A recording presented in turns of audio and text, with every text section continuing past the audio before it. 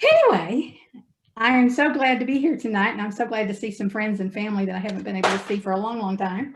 Hang on just a minute. I just unplugged my computer. I love telling, yeah, so you understand, I'm kind of, when it comes to computers. I love sharing my story because of the fact that part of what Uncle Robert had said was for the longest, he didn't speak about it. He just wanted to forget about it. And then he saw a documentary about a woman named Kitty who took her son to the concentration camp that she had survived. And she wanted to show it to him. And she said, I want you to see this because one day we'll all be gone. And then they can say it didn't happen.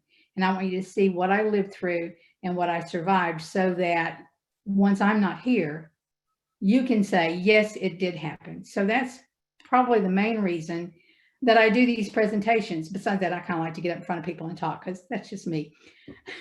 But I never really intended to write Mother's biography. When I first started writing, I was teaching. I had small children. I was very, very busy. And in my spare time, I wrote what I consider fluff things. And I never really thought that I would write Mother's book. But then one day in the 1980s, I thought, okay, I think I will try to write Mother's, because if I ever write anything important, it'll be Mother's biography. It'll be to tell the world what she saw and what she did. Growing up as kids, my sister and I we knew our family was a little bit different because we'd be sitting at the dinner table or we'd be just doing anything and something would trigger a memory from Mother. And she would start telling these stories of escaping from Paris and her little messages that she had to carry as a member of the underground and this sort of thing. And I thought, I bet other people don't do this. Besides that, other people that I knew in Texas, their mother didn't sound like this and that and these and those.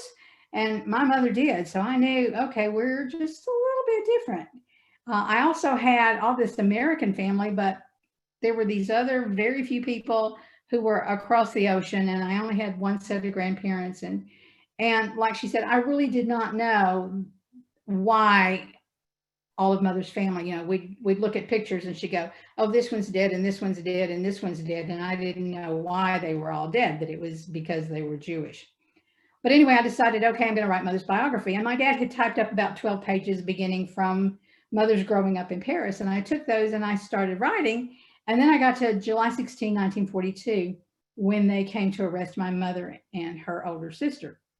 And I wrote that my aunt picked up her little dog and she petted it and she handed it to her mother and said, here, please take care of my little puppy for me. Only when I showed it to my mother, she says, very pretty story, but it's not the truth. It's not my story. And so I thought, okay, yeah, I embellished. I love dogs. I put dogs in there. So I thought, well, maybe I'm not supposed to write this. And I kind of threw it away and did not attempt to write it again until after Mother's 80th birthday, when my sister said, we have to get Mother's story down, which meant, Brenda, you have to get Mother's story down. But I hadn't done that because prior to that, I had written a poem. In about 83, 84, this poem came to me that was Mother's life. And I thought, okay, I'll write that. And I did. And we'll get to that poem in just a minute. I ended up writing her biography. It was published by Hanover House First. That's this book right here. I got the rights back to it after Mother passed. And I changed the ending to indicate that she was no longer with us, and published one of the lucky ones, the second edition, myself. Uncle Robert Clary from Hogans Heroes, Mother's younger brother, had published his biography from the Holocaust to Hogans Heroes. And having taught school in Fayetteville, Arkansas the last 6 years, combined with a history teacher where we coordinated the curriculum, I felt like I needed to coordinate Mom's story and Uncle Robert's story. So I wrote Talent, Luck, Courage, which combines their two stories together. Oh, come on, please work. Oh, that's because I'm trying to go backwards, and there's no backwards, it's go forward. My inspiration for my writing was my Uncle Robert. This is a picture of him in 1938. And at that time, he was already singing and dancing and performing on the radio. And this is my mom. She was in the French Resistance, and as a result of that, she was able to be in this organization called the Corps Auxiliaire Volontaire Féminin, and she got this uniform and opened doors for her that way. As I said, I wrote this poem and I gave it to Mother for Valentine's that year. And she absolutely adored it. And I thought, okay, I've done it right. I don't need to write anymore. And so from 1984 until Mother turned 80 in, let's see, she was born in 22. So 90 something. That's when I finally wrote her biography. But this is the poem that I wrote that is a summary, a synopsis of her life. And I'll share that with you right now. They sit and talk of the Holocaust, of all they suffered, all they lost. And I just sit and cry. For next to them, who am I? Never once did I have to be part of the stinking humanity, riding cramped on a fast-moving train, hiding the hurt, humiliation, and pain. No, I never worked from daylight till nightfall, eating just moldy soup, nearly nothing at all.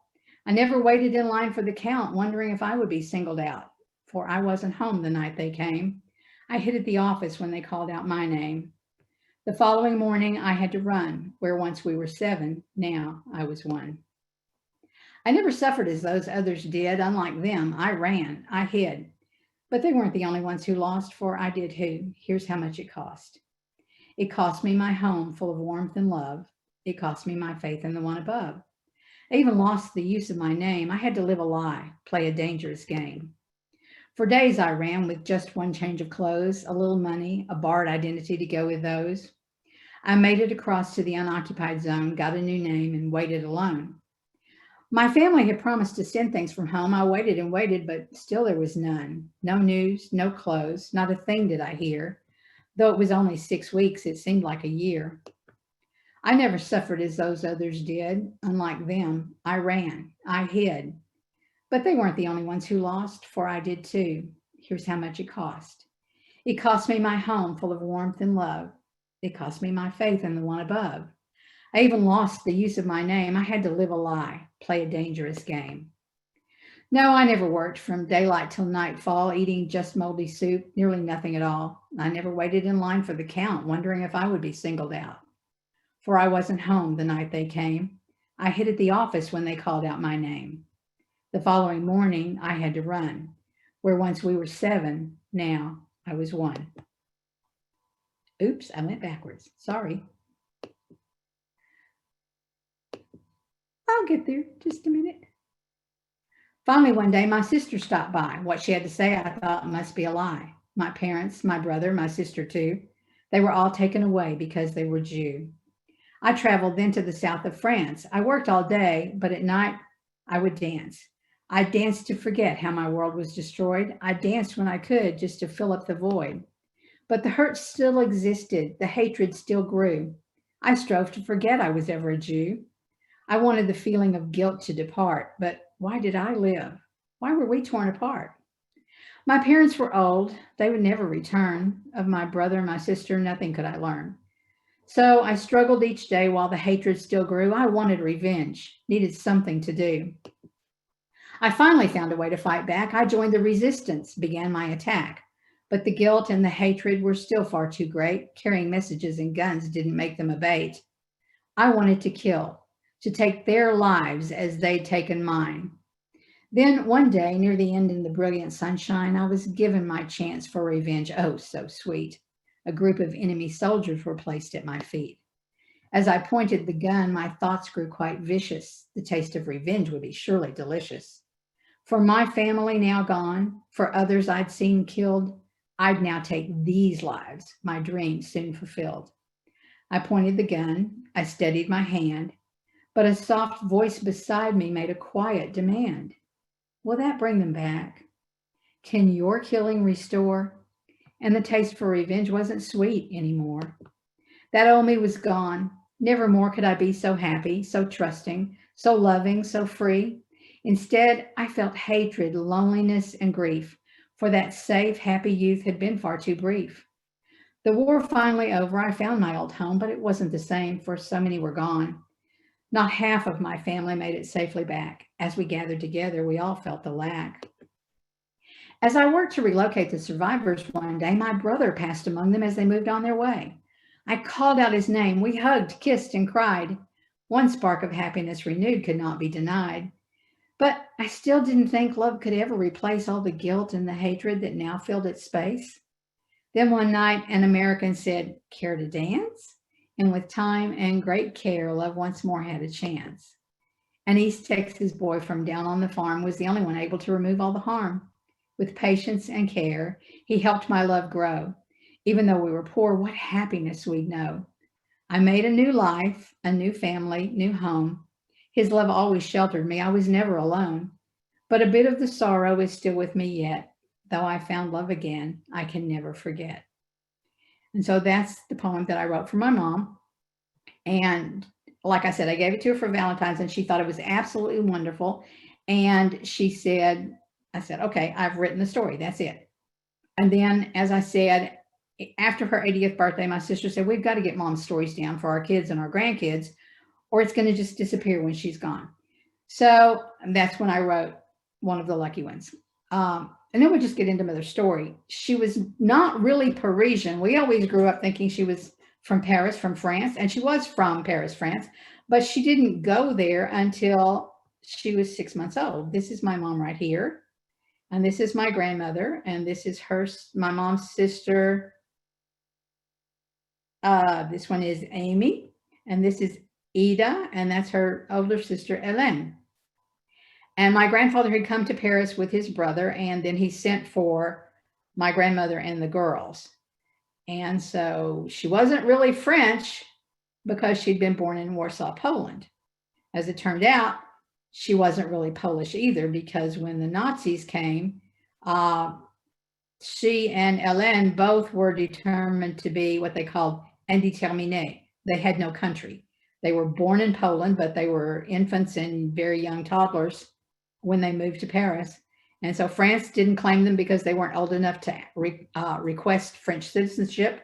They weren't married to Frenchmen, so they weren't French, they weren't Polish, they had no nationality. My mother grew up in this apartment. This is their window. And this building still exists. It's on Rue des Deux Ponts in Paris, France, Street of the Two Bridges. It's a very, very lovely. It's on Ile Saint-Louis, which is, there are two islands in the middle of the Seine River. One is Ile de la Cité, where Notre Dame Cathedral is, and then the smaller island is Ile Saint-Louis, where mother lived. And the park outside in the back of Notre Dame is where she and the children would go and play.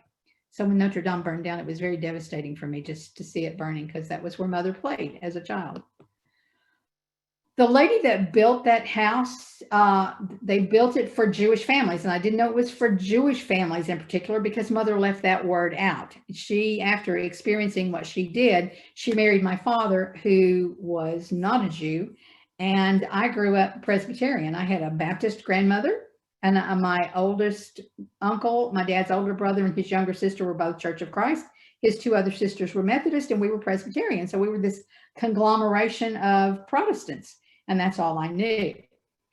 But this lady not only built this huge building to house these families of these Jewish families with lots of children, the ground floor she left open and didn't have apartments there. It was a great big communal, mother called it, a big room where the kids would all come after school and they would do their homework. She hired 2 social workers who would oversee them, and they would do their homework. And then after that, they created songs, they made up songs, they did artwork, they did plays, they did presentations for Madame Alphin, who built the building. She also had a summer home at Colleville-sur-Mer, which is also Omaha Beach. Later, it became Omaha Beach. It wasn't Omaha Beach at the time. And every summer, the girls would go one month and the guys would go the next month. Now, the reason these 2 guys went all the time is that their mothers were cooks or something like that. This lady right here is my mother's older sister, Hélène, who's just less than 2 years older than mom. This little blonde right here is my Aunt Madeleine, and this is my mother. And every summer they would go and they would spend a month at Colleville, and then the boys would come the next month. Their youth was, mother says, was wonderful, and even Uncle Robert and his says it was just the most wonderful youth with all those kids. They were all like one big happy family. They went to school together. They came home from school. They had lunch. They walked back to the school. Then they came back to the communal and they sang and they did games and they had a great time. And then the Germans decided that Jews were not good people to have around, and they invaded Paris, and the Jews had to go register. And then on July 16, 1942, there was a great big roundup. At that time, my mother was working for a doctor in his office, and he called her aside that day, and he said, I want you to go home and get your sister and come back to the office. I hear there's going to be a great big roundup tonight, and you can stay in the office with your sister. And so she went back home. Okay, I just realized that I should have said something before I got here. When the day that the Germans came in to town, my Aunt Ellen and my mother were in Paris, but the rest of their family was in Cabourg, which is also on the Normandy coast.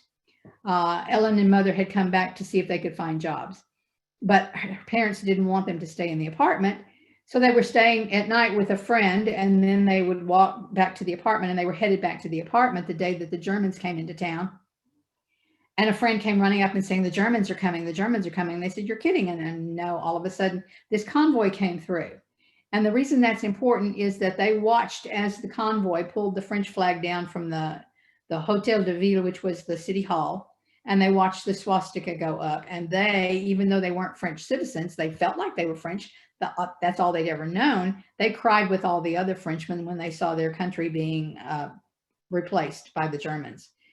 And as they were walking back to the apartment after that, at the very end of the convoy, there was a truck that had French prisoners of war in it, French soldiers.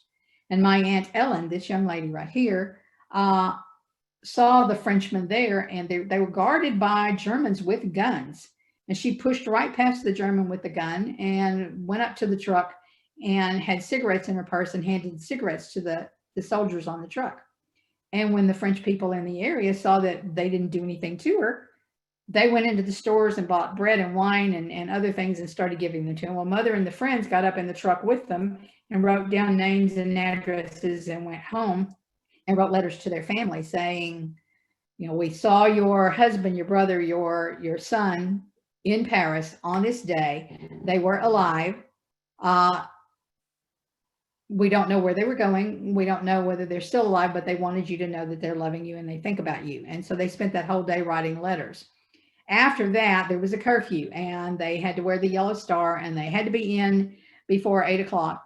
And my Aunt Ellen was very, very belligerent. She didn't like it, and she was notorious for sliding in at the last minute. And Uncle Robert recently told me sometimes she was even just a little bit late, which drove their mother crazy.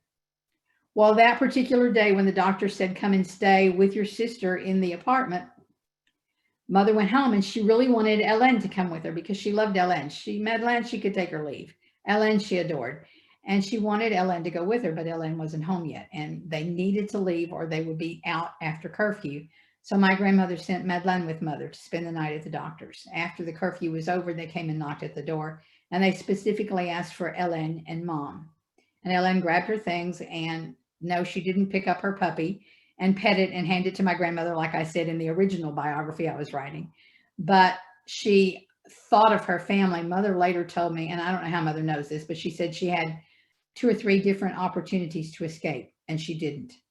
One of them was when she got down there, a French policeman said, here's the key to my apartment. Go there and you'll be safe.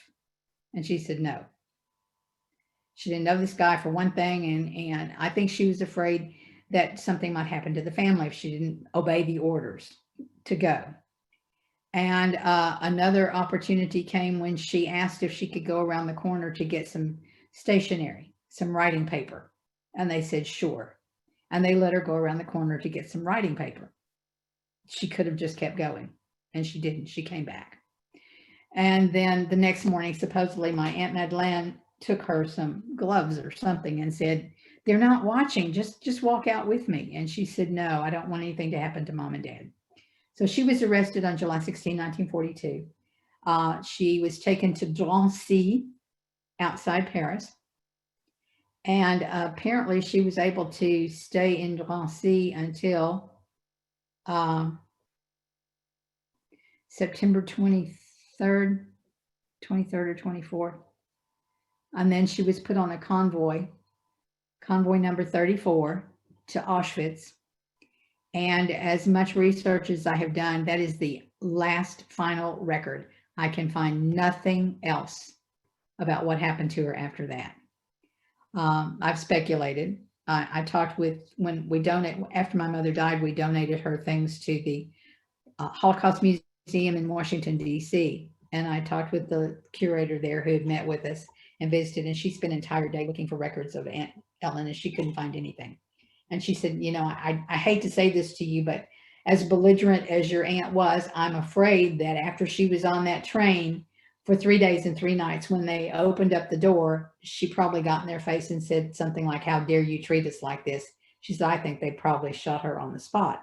But Mother and Uncle Robert both had heard people who were in Auschwitz who said they saw her there. So we don't know what happened to her. And I have tried and tried to find, I contacted Auschwitz directly and have not heard from them. There was an Erelson's archives that I checked, and they said all they can find is the record of her being on that convoy.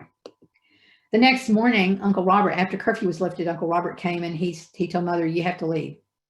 You have to leave. So she got on a train. The doctor that she worked for ripped the Star of David off her jacket and put her on a train to go see her older sister, Amy, who lived in Moulins, which was about 30 minutes outside Paris. And she stayed in Moulins for 2 weeks, and then she couldn't stand it any longer. She came home. There weren't telephones. She couldn't call home and make sure everybody was okay. So she came home, and she spent the night upstairs with a widow lady, hoping that if they came for her, then they'd knock at the family's apartment and not the widow ladies, and she could escape that way. But after 2 weeks, everybody was a nervous wreck. So my mother, and see, I'm trying to point with my finger. My mom, this is Mom, and this is her nephew, Marcel, who was just about her same age. And this was a friend of theirs. Her name was Paulette. And the three of them decided that they would escape together. Marcel worked in a situation where he found some false identity papers that did not have the word Juif stamped on it, which is Jew. So he had some papers that said he wasn't a Jew. Paulette had some that she had gotten, but Mother didn't have any. Paulette had a friend named Pierrette Nicodème who was Catholic. And Pierrette said, here, take my birth certificate and give it to your friend. And so that's what Mother had, was a birth certificate of a Catholic girl. And the three of them left on August the 4th, 1942. They took a train, and then they took a bus, and then they met with some people, and then they ran and ran and ran and ran and ran. And finally they were free, and she went into the police station in the unoccupied zone and said, I lost my papers. Here's my birth certificate. Can you get me some new papers? And she always said, oh, it was no big deal. I walked in there. I said, I need some new papers. They said, okay, here, fine. There's your papers. But Marcel has a daughter, Annie, and Annie and I correspond with each other. And she said that her nephews had encouraged their grandfather to write his memoirs. So she emailed them to me. And I couldn't wait to read the part where they escaped to see if his story corresponded with Mother's. And it basically did, except for when they went to get the papers from Mom. And in Marcel's version, they went into the police station, and Mother said, I've lost my identity papers. Here's my birth certificate. And the police station, oh, you're from the guy in the police station said, oh, you're from my hometown. And Marcel was just certain they were all going to get arrested, that Mom wouldn't be able to carry it off. But apparently she was able to carry it off because she got the papers. Mother never told me that part. I would never have known if I had not read Marcel's. They ended up escaping, and they went to, excuse me, let's go back just a minute. Well, maybe we won't go back. They went to Agen, I believe. And in Agen, there was a cousin. And Marcel said, I'm going to go find my brother. And Paulette was going to go somewhere else. And so Mother got her regular identity papers, and she ended up getting a job as a nanny because she needed to be able to support herself. And her parents were supposed to send more money. All she had was one change of clothes. They were supposed to pretend they were school kids going away for a weekend. And so she had one satchel, with one change of clothes and a little bit of money, and that's all she had. And her parents were supposed to send more. And she didn't hear anything for the longest. And then one day she was walking in the streets with her two little charges, and here came her sister Madeleine, and she said they came back and they got everybody, and I'm going to Marseille. Bye. And so mother says, okay. So then the reason that Madeleine came there is that on September 23rd, 1942,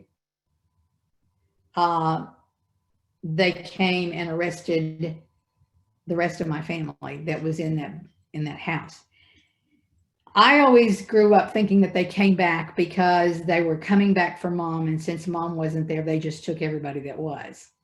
My sister and my parents used to have these conversations that would sometimes get heated, like political conversations, and I just couldn't stand anytime there were two people on opposite sides of a topic that wanted to discuss it, especially if they were very adamant about their positions. And so whenever my parents and my sister would start doing this, I would immediately go to my room and turn the radio on so I couldn't hear it. But Barbara says she grew up thinking that some people across the street said something about communists in that building. I'm sure if I heard the word communist, I went to my room and turned the radio on because I didn't want to hear it. I didn't want to be part of that. I don't remember anything about communists. I remember thinking that they came back and they took all the rest of the family because they wanted mom and she wasn't there. So they just said, we'll take all of you. These people, this is my grandmother and my grandfather. This is my mother's sister, Ida, and her husband, Jacques. And they had come to stay at her parents' apartment with them, thinking it would be safer because then they wouldn't be in their own home when the knock came. They wouldn't be arrested. This is my Aunt Madeleine and my Uncle Robert. And this is my grandfather's brother, Yankov, and his wife, Mima, I think is what mother called her. Yankov and his wife lived in the annex, and he was not on the list of people to be arrested. But when he heard the commotion, he told his wife, I'm going to go say goodbye to my brother. And he happened to be in the apartment when they came, and they took him as well. Also in the apartment were Ida and Jacques' little children. I always used to think this was a little girl, but this is not. This is a little boy. And they were Edmond and Bernard. One of them is Edmond and the other is Bernard. So they took these two little boys as well. And these are my grandparents again. They all were taken to Drancy as well. They realized that they got there just a few days before Ellen was shipped off. They just missed seeing her again. The train stopped right before it went to Auschwitz, and they told all the men who were between 16 and 40 to get off get off the train, and everybody else stay on the train. Uncle Robert was 16, so he got off the train. But like me and the rest of my family, he's very small, and he didn't look 16. So a German came by and he says, what are you doing down there? Get back up on the train. So he went back to the train, but he was handing water to the people, and he had not gotten actually in the train. And another German came by and said, how old are you? And he didn't understand, but this other guy did, and said he's 16. He says, get over there. That's the only thing that saved his life, because the train took the rest of the people straight to Auschwitz, and they died in concentration camp. Meanwhile, after Aunt Madeleine came to Marseille, Mom says, well, came and said she was going to Marseille. Mom says, the only family I've got is in Marseille. I'm going to quit this job and I'll go to Marseille. I'll try to find Madeleine, because family was all she'd ever known. Being together with family was all she had ever known. It was very important to her. So she went to Marseille trying to find Madeleine. Well, Marseille is not Alba, Texas, where my dad came from, where there's not even a red light. Marseille is a really big town, and she never actually saw Madeleine in Marseille ever again. She got to Marseille and she was walking along the street, and she saw someone from Paris that she knew who took her to their house for dinner. And they said, she said, well, I'm going to need to find a job. And they said, well, there was an advertisement in the newspaper for somebody needing a nanny. So mother went to go see this woman and see if she could get the job as a nanny. And the lady said, oh, I'm sorry, the job's already taken. And mother said, well, do you know of any other jobs? And she goes, well, I have this big house here in town, but my husband's not doing really well and he needs to go to the country. We have a country house as well, but I don't want to leave my house empty. You can live in my house and you won't have to do anything. You don't have to stay there 24 hours a day, but just reside there and make sure it's okay. And you'll have a roof over your head and you'll have food on the table if you want to do that. And mother says, okay, thank you very much. So the lady took her to her home. Well, mother had grown up in a 4-room apartment with a water closet, which is like what we call a half bath. And then the showers, the public showers were down underneath. She goes to this lady's house and it takes up an entire city block. It is a mansion. And the lady takes her inside and shows her around the house and gives mom one of her son's bedrooms and bathrooms of her own to have while she lived there. And all she had to do was make sure that the house was occupied. And so she would go visit with the lady and walk around town and this sort of thing and then come back. And everything was really cool until the Germans decided to occupy all of France instead of just the north of France. And when the Germans got to Marseille, they decided that this house was lovely and should be their headquarters. So they knocked on the door and mother was there and they said they were taking the house over. And mother said, no, you can't. It doesn't belong to you. And they unceremoniously took her and she said they, not figuratively, but literally threw her and her belongings into the street and took over the house. And so she gathered her belongings and she went back to the jewelry store that the lady owned and said, I'm sorry, but the Germans have taken your house. I tried to stop them and they wouldn't. And she says, oh no, are you okay? She wasn't worried about her house. She was worried about my mom, which was really, really nice because she didn't really know mom that well. She said, well, I have another daughter. And her other daughter was Mrs. Carcassonne, who worked for a dentist. And Mrs. Carcassonne's sons were away at school. And so she said, you can go and stay with my other daughter. So mother lived with Madame Carcassonne for a while. And so she would walk with Madame Carcassonne to the dentist's office in the mornings, and then she would come and pick her up in the evenings, and they'd go home, and Madame Carcassonne would cook because my mother couldn't boil water, and they'd sit and visit. And one day when she went to pick Madame Carcassonne up, she said, the dentist wants to talk to you. And mother was thinking, oh dear, they know that I'm not really Pierrette Nicodème, the Catholic girl. This was on the way to go to the Catholic Mass that morning. She was, trying to pretend to be Catholic. And she goes in there and the dentist said, how would you like to do something for your country? And mother says, fine. And she goes, well, it's going to be dangerous. And mom says, I don't care. And she said that they needed a courier for the underground and that she would have to take messages and guns and this sort of thing and give it to her group of resistance fighters. And mother said, okay. So she met with a man who gave her a bicycle and he went with her on her very first mission. They rode bicycles and everybody was always stopped and you had to show your papers. And he says, okay, they're going to stop us. Let me do the talking the first time. So he talked the way through and then he took her to a little town outside Marseille and introduced her to her contact. And they said, okay, we don't use real names because if you ever get caught, they're going to want to know who your contacts are, who the people are that you're working with. And if you know, you're going to say that you're not going to tell them, but they will torture you and you will tell. So we're not going to give you real names. We'll tell you a name. And that way, when you give us away, you won't really be giving us away because you won't know our real name. And we don't want to know yours either. Give us a name. And so because she was Pierrette Nicodème, she says, well, how about Nick? And my mother was not really Nicole Holland. She was Cécile Widerman. But after that point, she became Nick. And she was very small, so they called her Petite Nick. And she would take messages and guns to this group. And the guns would always be in a suitcase. The ammunition would be in a suitcase with a false bottom. The messages she would stick in her bra. And when they stopped her, she said, well, she was going to go visit her grandparents that lived in this little town, not, nearby. And so they always let her go by. She says, oh, it was, it was never a big deal. And until I read Kristen,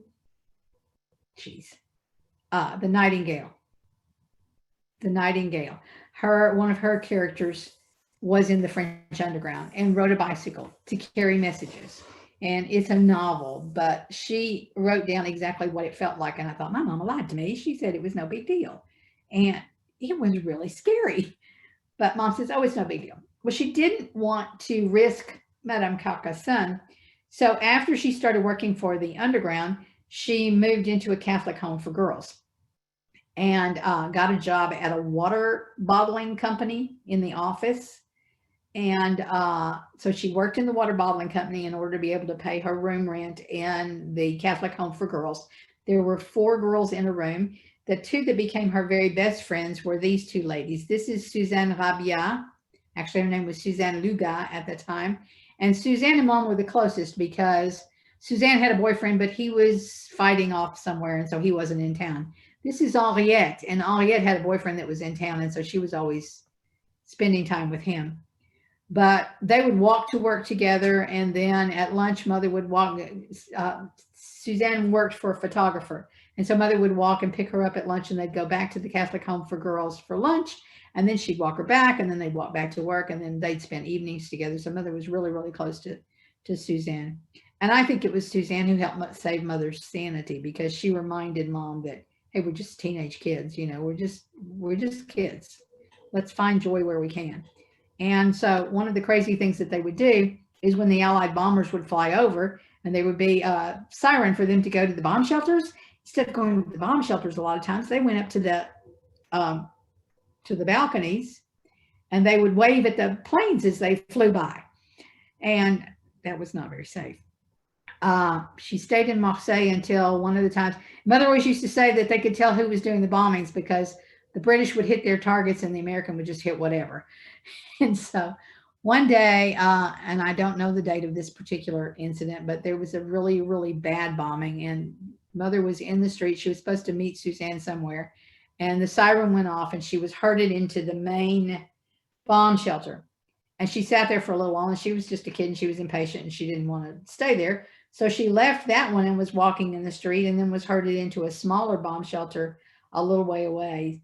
And after the all clear, the city had just about been decimated. And she found out later that that first bomb shelter that she had gone into had had a direct hit, and just about everybody there died. So had she stayed there, I wouldn't be here telling you her story. After the bombing, she went to see her men, and they said, we need you to, that's where Agen came in. It was a different city that she went to. He said, we need you in Agen instead. So she went back to her job, and she told her boss that she had to leave after the bombing. And she told the nuns that she needed to go. And then she told Henriette and Suzanne that she also was planning on going to Agen because it was all bombed out there and it wasn't safe there anymore. And they said, okay, we'll go with you. They were kids. We'll go with you. So they all went to Agen. Suzanne could not find a job. Mom found a job. She found her group of men she was working with. She never told her friends that she worked in the underground. She didn't want them to be risked at all. Suzanne could not find a job, so she ended up going back home. Henriette was a tailor and had her sewing machine, and so she found work. And they lived with these 2 little ladies in their home. They rented a room from them. And one night when they were getting ready to go to bed, they heard this huge commotion out in the street. But you had to have the blackout curtains down, so they couldn't look outside and see what was going on. And the next morning when they got up, they asked the ladies, what was that commotion last night? And they said, the Germans left. They just packed up and left. And so mother went to go find her men, and they were packing up. They were about ready to leave. And and now I guess this is when I'm going to tell what Uncle Rob's life was like. Anyway, she said, I want to go with you. And they said, okay, fine, which surprised her. She thought she was going to have to argue with him. But she ended up going with this group of men, and we'll get back to that later. In the meantime, Uncle Robert was 16 when he was arrested on September 23rd, 1942. And they first went to Drancy. And they had to stay there September 24th and 25th. They were there shorter time than most people. Like I said, my Aunt Ellen was there from August until September. They had 3 days on a train. There were 100 people in the boxcar. There were 2 buckets. One had water to drink, and the other was for restroom facilities. And they rode for 3 days. They had a little bit of food that they were given. They had no idea how long they were going to be on the train. It stopped, and the men 16 to 50 had to get off. He was one of those people. He was first taken to Otmuth concentration camp. He got there September 28th, 1942, and he stayed there until April the 2nd, 1944. His job was to nail 2,000 shoe soles per day. He had this little machine that he sat at, and he had to take a leather sole and a rubber sole and fit them together and then hit this button so that nails would go through. And there was only one time when he accidentally nailed his finger, and fortunately he went to the infirmary and it never got infected, and he survived.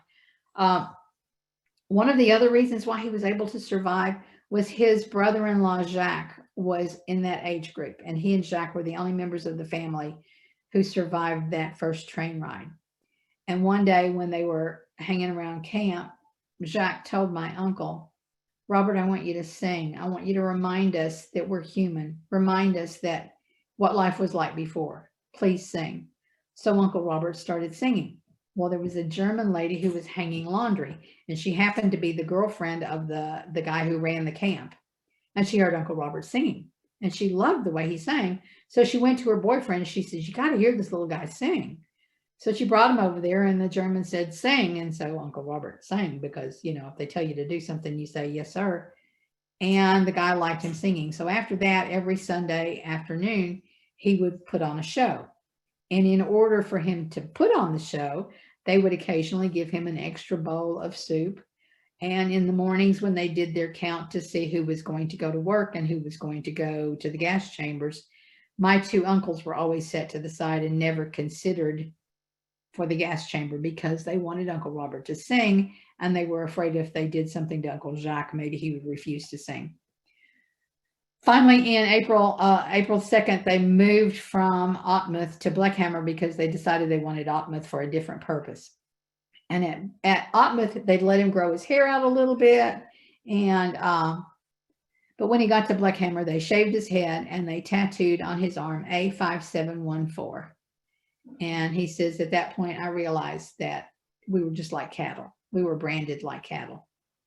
And instead of nailing shoes, he said the whole time he nailed the shoes together, the way he kept his sanity was he sang at the top of his voice. There was a lot of machinery going on. It was really, really loud. People couldn't hear. And he just sang all day long while he nailed. When he got to Bleckhammer, one of the guys in charge of the concentration camp at Otmuth had come with them. And so the Sunday afternoon shows continued. But this time, instead of nailing shoes together, he was supposed to help build bridges for fuel pipes. It was near a fuel factory. And every day, he said the Allies would fly over and they would bomb it. And when the bomb sirens went off for them to go into the shelters, the prisoners were not allowed to go into the shelter. Only the Germans were allowed to go into the shelter. And they just had to hide wherever they could. And he said there wasn't a day that passed that he didn't have diarrhea because he was so afraid. Finally, January the 21st, 1945, the Allies were getting close and the Germans were getting afraid. So they decided to leave Bleckhammer and go to Gross Rosen. It was the dead of winter and they had to walk, and there were 4,000 of them that left Gross Rosen. Of the 4,000, only 2,000 survived this 2-week walk that they did. Uncle Robert was one of them. In the meantime, Mom was with her group. This is Mom and some of her men. And they were traveling from Agen, heading toward Germany, liberating towns along the way. Mom wanted to go to Germany to try to find her family. And they said, "Okay, come with us." This is my favorite picture of her. This is my little mom, and that's her group of guys that she was traveling with. And the stories that we needed to preserve for my children and my grandchildren and my sister's children and grandchildren were a lot of the stories of traveling with these guys and the missions that she had done. Sometimes they'd get to the town and the Germans were already gone. So they would just have a parade and march through town. Here's Mom and the guys. And then they'd have a party with the people in town. Sometimes they would actually encounter Germans. And she, at one point, really did have, she had keep the gun on some prisoners. She and this other guy were left guarding the prisoners while they searched for other Germans in the town. And she said, I wanted to kill them. And the guy with me said, is that going to change anything? Will that make your family come back? And so Mother says, she looked at him and says, you just move 1 inch and you're dead meat. And she said, I don't know whether they understood what I was saying or just got my tone, but they didn't move at all. They didn't budge. So my mother's not a murderer. She didn't kill any of them. She just wanted to. This is another picture. When the book first came out, there was a newspaper article and they brought a photographer, and the photographer loved this picture because the guy who took the picture also got to be in it. And so he made sure that this one made the newspaper. So this was Mom on the road with the guys. When she got, after a while, they told the girls, okay, your job is done. You need to go back home. The men are now officially in the French army, and girls don't have a place there. So Mom went back to Paris, and when she got back, she found that there was this organization called the CAVF, and that if you could prove you were in the underground, which she could, then you could be a part of this organization. So she got a job with them, which gave her an apartment, a room in the Hotel Lutèce where they worked, and it gave her the uniform. Her job was to greet prisoners as they came back and help them get papers and get health, get seen by a doctor and get medicine if they needed, and get in touch with their families and that sort of thing. But she was a greeter. She greeted the people, and some of her stories were about greeting the people as they came back. In the meantime, Uncle Robert survived that death march, got to Gross Rosen, and then of the 2,000 that arrived in Gross Rosen, by the next day, only 1,400 of them were still alive. And he was moved then to Buchenwald. And in Buchenwald, he was placed in the big camp instead of the little camp. And he said there were these guys who helped, they even had some chocolate for somehow or other, and they helped him get a little bit healthier and helped him survive. And his only job at Buchenwald was to prepare performances. He was with other entertainers, and their day was spent practicing for performances that they would do. The morning of April the 11th, 1945, they woke up and the Germans were all gone. And they were just gone. And he said he walked out of the camp, and it was just really strange to be able to walk freely out of the camp. Patton's Third Army came. And the problem with the Third Army was when they saw all these emaciated men, their first thought was to give these people food. And a lot of the people were unable to, their bodies couldn't handle the food. It was too rich. And some of them died because of getting too much food too soon. One of the problems with Uncle Robert was that he had bloated because of getting this food after he'd not had any for so long. So that Mother was at work one day, and she had already done her shift and she was about to leave, and an announcement came over the loudspeaker and said, we have a new shipment of prisoners coming in. We need everybody to stay. So Mother was standing in the doorway watching people go by and waiting to see what her assignment was going to be. And Uncle Robert passed by, and she almost didn't recognize him because his face was bloated. He said he thought he was an orphan, that his whole family was dead. So he wasn't even looking to see Mother. And at the time, Mother had dyed her hair blonde. So he wouldn't have really recognized her anyway because he wasn't looking for a blonde. Aunt Madeleine was the only one who was blonde in the family. But Uncle Robert almost got past, and finally she found her voice and she yelled out, Robert! And she said all the Roberts in the room turned around to look, and he came over to her, and they were, touching each other's faces and saying, I can't believe you're alive. Oh no. And Mother said, I have good news. It's not just you and me. Madeleine is here, and Amy is here, and Jacques is okay, and Henri is okay. And she named all the family members who had managed to survive the war. And she ended up getting him back to Uncle Jacques' house, and he was okay. And he just wanted to forget about the war and come on. He just wanted to forget about the war, never talk about it again, and go back to being a star. That's what his goal had always been, is to be a big singing, acting star. So that's what he decided he was going to do, and he didn't talk about it again until he saw that documentary. Mom, because she had that uniform, was able to go to the USO clubs. And she loved to dance, and apparently she was a really good dancer. She even had entered, this guy asked her to be his partner in a dance competition. And the soldier got a free phone call for Mother's Day back to his mom in the States, and mother got 500 francs, and they won. She was a really good dancer. Well, she had these friends who were also in the CAVF, and they said, come home with us for lunch on Sunday. And she did. And there was a dance at Orley Field that night. And they said, well, come and go to the dance. And mother says, okay. And so they were sitting at the table, and both of her friends had American boyfriends. And this man came over and asked one of mother's friends to dance. And she said, no, I'm waiting for my boyfriend. So he turned to my mom and he said, would you like to dance? And of course, she loved dancing. But to hear her tell it, when she danced at these USO clubs, she never danced an entire dance with just one person. She was such a good dancer that guys were always coming and tapping on the shoulder to cut in so that they could dance too. And she started dancing with him, and the first guy came and tapped her on the shoulder, and she went, And then another guy came and tapped her, and she, So she danced with him all that night, and that's my dad. And he ended up taking her home because the trains were stopped, and the only way she could get back to Paris was on a military bus, but you had to be accompanied by a soldier. And so her friends spoke English. Mom didn't speak English. He didn't speak French, but they communicated. He took mom back home on the bus and asked when he could see her again, and then the rest is history. The last thing my grandmother said to my daddy before he left to go overseas, because he got to go home and visit his family before he went overseas, she said, son, whatever you do, don't bring home one of them French girls. And he says, oh, Mama, don't worry, I won't. Well, dear mom and dad was not 21 when he married my mom. He turned 20 5 days after they got married. So he had to write for his parents to sign permission to let him marry her. And he said, I found this woman. I love her. Please sign the papers, because if you don't, I'm going to stay here in France until I'm old enough to marry her by myself. So please sign the papers. And they did. And so mom came to Alba, Texas, Christmas Eve of 1946.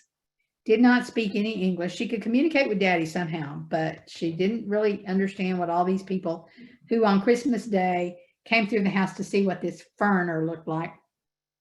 Mother ended up not only marrying dad and having my sister and me, but she also became a naturalized American citizen. So instead of being a person without a country, she finally had a country. And this was one of my favorite pictures. Their Sunday school class had parties, and they had a gay 90s party. And this is mom and dad all dressed up for their gay 90s Sunday school class party. Mom's legacy was her family. Family was always really, really important. And like I said, I did not know that mother was Jewish until Kennedy got assassinated. Uncle Robert opened up at the Empire Room at the Statler Hilton Hotel the night before Kennedy was assassinated. And so mom and dad had these two sets of friends, Becky and Harvey and Sam and Dorcas, and each couple had 2 kids. And so the night that my uncle opened up at the Empire Room, the 3 families were all there, and the adults were at the end of the table so they could look at the dance floor and look at where Uncle Robert was going to perform. And the kids were all at the other end of the table with our back to the dance floor. And at the end of the table was Dorcas and Sam's little girl, Candy, who was about 12 years old at the time, I think, 13 maybe. She looked like Alice in Wonderland. She had long blonde hair, and she had on a green velvet dress. And I was sitting beside Candy, and she dropped her napkin over here. Well, that same night was a PepsiCo shareholders meeting or something. And so Joan Crawford and Richard Nixon were both there. And Joan Crawford was out dancing on the dance floor. And Candy dropped her napkin, and when she went down to pick it up, she came back up. And between Candy and me, Joan Crawford had come and knelt and said, "Hi, my name is Joan. What's yours?" And she said, "Candy?" And so she went around the table and introduced herself to all of us and asked why we were there. And she was just the sweetest thing. So that when her daughter wrote the bye, Mommy Dearest, I swore I would never read it because that lady was very nice to us. And it came out after she was already gone. She couldn't refute it. So anyway, but Then when Kennedy was assassinated, of course, Uncle Robert could not continue to perform. All the performances were canceled. And he was at the house with us, and he was sitting on my lap, and he looked in my face and he told Mother, he said, you know, you really need to tell them. And Mother immediately said, no. And I said, tell us what? And he said, you're Jewish. And I went, I thought I was Presbyterian. And he said, no, the Jews believe that if your mother's Jewish, then you're Jewish. And your mother is Jewish, so you're Jewish. And I went, oh, okay. I'm Presbyterian. That's okay. But Mom's legacy was her family. Uncle Robert went on to be in Hogans Heroes, which is probably what he's most noted for. He was in Days of Our Lives and The Young and the Restless and the Bold and the Beautiful, and then back on Days of Our Lives. He was in a movie with George C. Scott called The Hindenburg. He was in another movie called 10 Tall Men, although while little bitty Uncle Robert was in a movie called 10 Tall Men, I'm sure he wasn't one of the 10. But he had a really nice career. After he saw the documentary with Kitty, he told his wife, Natalie, you know, I really need to speak. She's right. We're going to be gone. And then they're going to say it didn't really happen. So he went to the Simon Wiesenthal Center in Los Angeles, and he toured the United States and Canada for years, presenting his story at colleges and universities. After Mom died, Barbara and I went back to Paris. And this is the plaque on the building where they grew up. And it says, to the memory of the 112 inhabitants of this house, of which 40 small children deported and dead in the German camps in 1942. Well, I had been back to Paris with Mom, but Barbara had not ever seen it. And so when I saw it, I was like, okay, my heart was hardened to it. I'd already seen it. It was no big deal. Barbara took one look at it, and she comes over and starts boohooing all over me. And so I was boohooing too. And my cousin Annie took this picture of us. And so this was when we went home, and we walked the streets where Mother walked. And another cousin, Christiane, took us to the school that they had gone to. And we just got to see all of the streets Mother used to walk in. It was a very, very wonderful trip for both of us. And this is the plaque, a close-up of the plaque. When I used to speak at schools, I would pretty much, this is the next to the last slide. This one was the last slide for a while.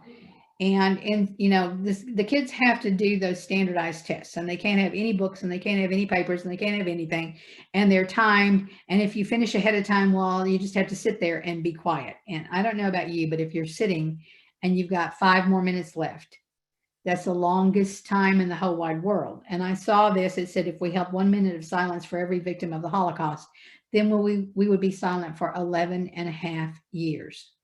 And I told the students, if you held 1 minute of silence for just my family in Paris, because Mother had 2 half-sisters who were still in Warsaw.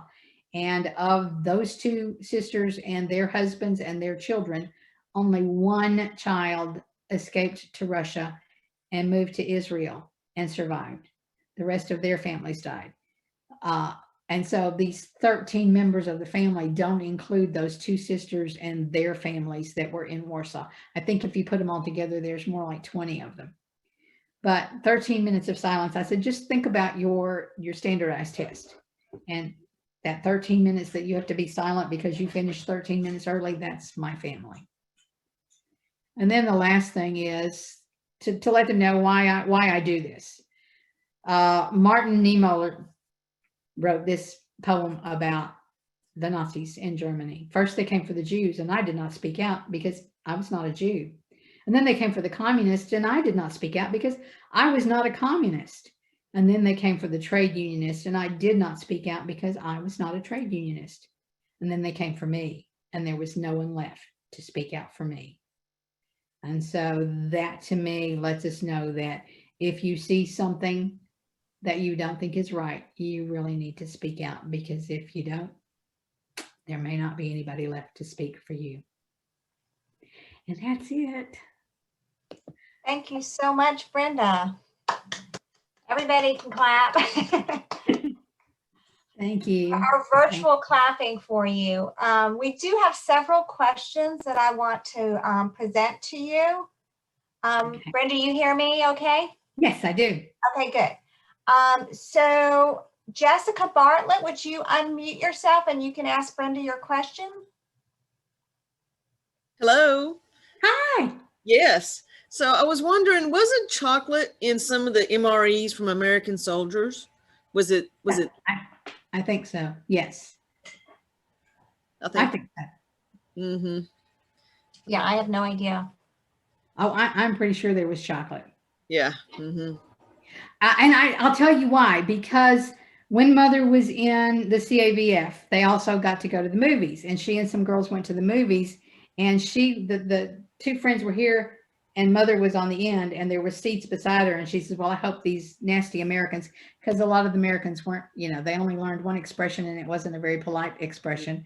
Mm-hmm. And she was, these soldiers came and sat down beside her, and Mother turned to her friends and said, oh man, I knew some nasty Americans would sit beside us. Well, the man in perfect French said, Miss, you really need to be careful what you say. You never know who's going to understand you. Mm-hmm. And it turned out he was a Rothschild. Mm-hmm. And he and his two buddies were translators. And so they ended up coming, the girls could have a guest for dinner. And so on Friday night, they invited him to dinner. And the buddies brought, a pack, one of them brought a pack of cigarettes and the other one brought a bottle of wine or something. Rothschild brought them one chocolate candy bar to share. And Mother thought that was a little bit, here you are, this multimillionaire, and you give us one candy bar to share, not one candy for each of us, So yes, they had chocolate. All right, Abe Schuster, you have a question. Would you unmute? Abe, are you there? Yes, You're still muted, Abe. Can you hear me now? Yes. Yes. Brenda, thank you for your presentation. I was just wondering if you ever, since you found out, explored your Judaism or felt any loss of this tradition over the generations because of the Holocaust. I did feel that that's one of the things, in the poem I said, I lost my faith in the one above. Mother never ever went back to Judaism. When I was an adult, Mother and my kids and I went back to France, and I met the daughters of the cousin who had escaped to Israel. And they sent me some books on Judaism, and I tried to read them, but I grew up Presbyterian, and it was like I was reading something that wasn't really me. And then after I retired, I was in Fayetteville, Arkansas, and there was an Ollie class where a rabbi presented, it was Judaism in a nutshell. And I thought, I really ought to go to this class because I need to know. And he said that there were three basic tenets of Judaism. One, we're happy to be Jews, but we don't want the whole world. We don't think the whole world has to be Jewish with us. And I thought, my mother always said, don't ever talk religion. You be what you want to be, and you let everybody else be what they want to be, and you don't try to convince them to be like you. And I thought, okay, Mother taught me that. And then the next thing was that there's a beautiful world that God made for us, and that we need to appreciate and enjoy the beauty that God has given us. And I thought, my mother taught me that too, because I truly enjoy everything that's beautiful, and I look for the beauty in the world. And he said, and the third one was to make the world a better place. And I thought, my mother taught me that too. I guess she raised me to be a Presbyterian Jew. But no, I've found more family through Ancestry. I took the DNA test, and I was looking at my relatives. See, this question is coming up because this also fits in. Through Ancestry, I did the DNA, and it showed cousins, and there was a cousin in New York who had my mother's name. She was Cecile Widerman Kaufer, Kaufer. And you can email people. And I emailed and I said, it says by DNA that you are my cousin. I've never heard of you, but you have my mother's name. And so her daughter, Leah, has written to me, and we've talked on the phone. And, then there's a Facebook page for the Widerman family, and I'm seeing all these Jewish cousins, and they're all doing the Mazel Tov thing. And I'm thinking, I really ought to be more a part of this, but it's still, it's kind of like I grew up American, not French, and I grew up Presbyterian, not German. I mean, excuse me, not Jewish. So yeah, there's a gap there. Thank you. Denise Lewis, would you unmute and ask your questions? You had a couple. Yes, I had two. One, did your Uncle Robert practice his Judaism? And I see in your picture you have a menorah behind you. I said it's not a menorah. I know it's a menorah, but I wondered if it was that a relative's or That was mom. where that is from, because I see it behind you. Yeah. Mother ended up, I don't know whether somebody gave that to her or whether she found it and bought it, but that's mom's menorah.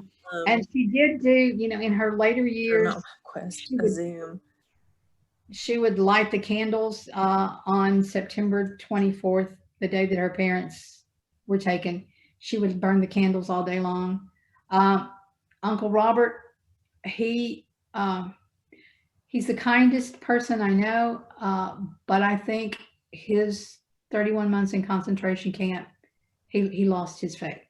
He says he doesn't believe that he doesn't believe in God anymore. Thank you. You know, I think it has to do with the fact that he said his mother was the kindest, sweetest, most wonderful person in the world who didn't deserve to die the way she did. And if there was truly a God, his mother would not have died like that. Thank you. Esther Levy, you want to unmute? Okay. Thank you for speaking to us tonight. Thank you. My question was, while your mother was in the underground, did anyone know that she was Jewish? I think at one point she did. You know how you wish you'd written down everything that they said to you, because once they're gone, you go, man, I wish I'd written that down. I know she said it. I think at one point there was someone in the underground when they were traveling as a group who was Jewish, and I think that they talked together about it. But she still was going by Pierre et Nicodème until she got back to Paris. Laura Riles has asked about a recording. Yes, we will be recording this and having it on our website. And I will ask Brenda now, she also asked about slides and sharing your slides with a class. Can we post those as well? Yes, you can. Okay, so Laura, I will take care of that and it will be posted. The recording will be posted on our video page and the slide presentation will be posted on this particular event on our event page. Shannon McGee, you had a question. If you unmute yourself. Hey, Brenda, it's so good to see you. Good to see you too. Thank you for sharing. This was amazing. My question is from the book, actually. You mentioned that your mom possibly made it to Texas with maybe some dishes and a tablecloth. Did you ever get to see those yourself, or do you know? You know, I'm sure that I did. I've got some of my grandmother's silverware still. Okay, maybe it was silverware. It was silverware, not dishes. The silverware, actually they used it for the longest, and then one of the knives is broken because my dad was, you know, in the old days you had to defrost the freezer, and he was using the knife to defrost the freezer and he broke the blade on it. But my sister got half of the silverware and I got the other half. I also still have in my possession, and I have an author's page on Facebook that I posted pictures of this. There was a bread plate and a crumb brush. There were two.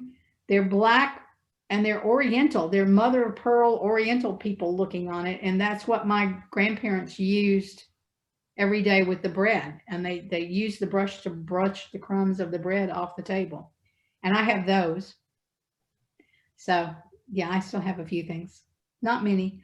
Oh, and the other thing, this is my granddaughter's history teacher, Shannon McGee.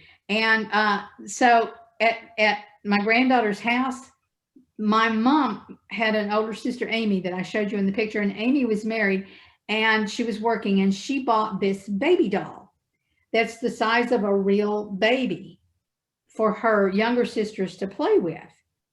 And when we went back to France when I was 7, my Aunt Madeleine had this doll. Of the things that she went back and retrieved from the apartment after the family was taken, she got the doll. And so when we left France, she told Mom, well, here, you can have the doll. So we brought the doll back with us on the plane and left it on the plane and had to go back to the airport and get the doll later. Well, the doll was from like the 1920s. And so over the years, the elastic that was holding the arms in had messed up. Well, one of the times when my daughter and granddaughter had come to visit, she brought the doll back to Birmingham and found a doll hospital, and this lady repaired the doll. And the doll is wearing the outfit that my daughter wore home from the hospital. And she took it home and set it on her island in the middle of her kitchen and took a picture of it. But it's in a box in a closet in an extra bedroom because her husband thinks the doll looks like Chucky and it scares him. But we also have this baby doll. It's the size of a real baby. When the stewardess was coming off the plane with it, everybody thought she was carrying a real baby. But it's made out of some kind of plastic, and it's like the weight of a piece of paper. It's very, very light. But we also have the doll. We have Mother's doll from when she was a little girl. All right, we have a question from Judith A. Levy. If you want to unmute yourself.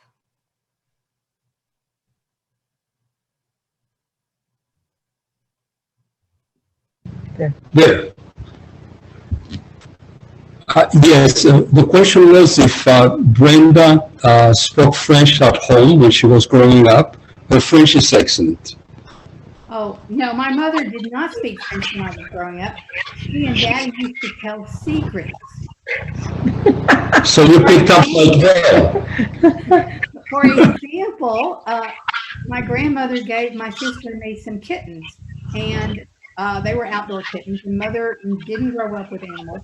She did not like the kittens. When she'd go to hang the clothes on the laundry, the kittens would weave in and out her legs. And she had said we could have the kittens if we would feed them. Well, you know, we were just kids and about to feed them.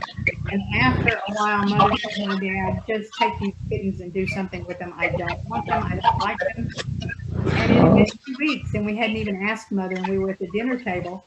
And my mother said to my dad in French, you see, it's been 2 weeks and the girls haven't even asked about the cats. And I said, Mom, have you seen our cats? And she looked at me like, sure, you didn't understand that. And she said, when was the last time you fed them? And I went, I don't remember. She said, well, they probably went somewhere looking for food.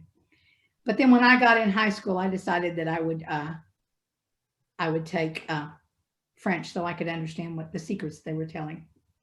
So your dad did speak French then? Well, Daddy spoke French, but his was like, merci, buttercup. Bonjour. Right. Je m'appelle Bruce. And Mother couldn't say Bruce. Mother called Daddy Eddie for the longest because she couldn't say Bruce. And then my Aunt Dee used to tell the story of Daddy and Mother going fishing, and Mother saying, Bruce, he got my arm, the worm off the hook. But she called him Bruce instead of Bruce. Okay. Jessica Bartlett, you've got another question?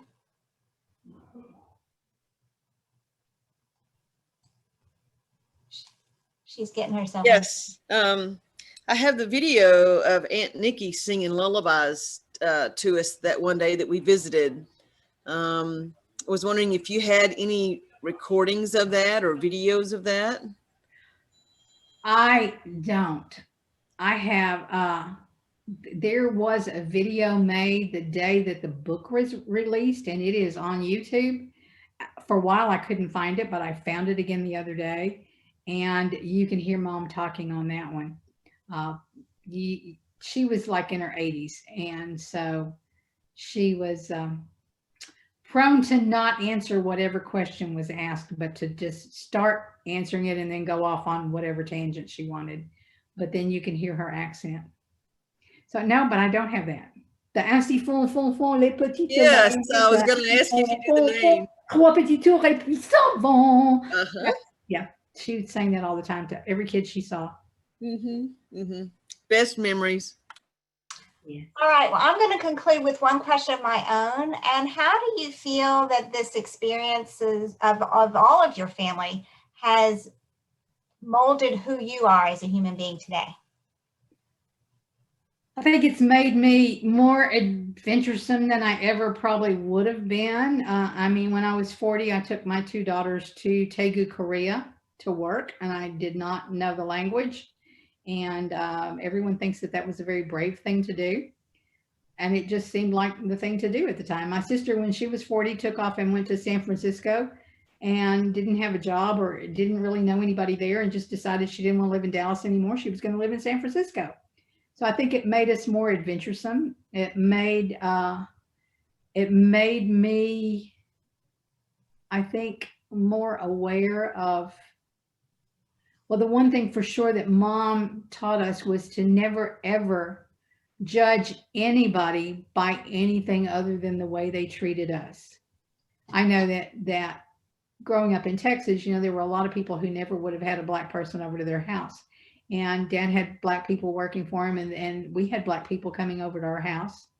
And ladies that worked for my father, once he opened the Hill House restaurant, said that he was the nicest, most open. Both Mom and Dad, they told us, don't ever judge anybody by anything other than how they treat you. That every human being is just like you are, you know, and you can't just say, I hate the Jews, or I hate the Indians, or I hate the whatever, that you judge each individual separately. And I don't think I would have grown up with that as my mantra if it hadn't been for my family. We thank you for sharing that with us and your whole family story as well. And thank you all for spending your evening with us. Please look at our website. We have more programs coming up in this month. And again, Brenda, thank you so much. Thank you. I wish I could have seen you all face to face up close.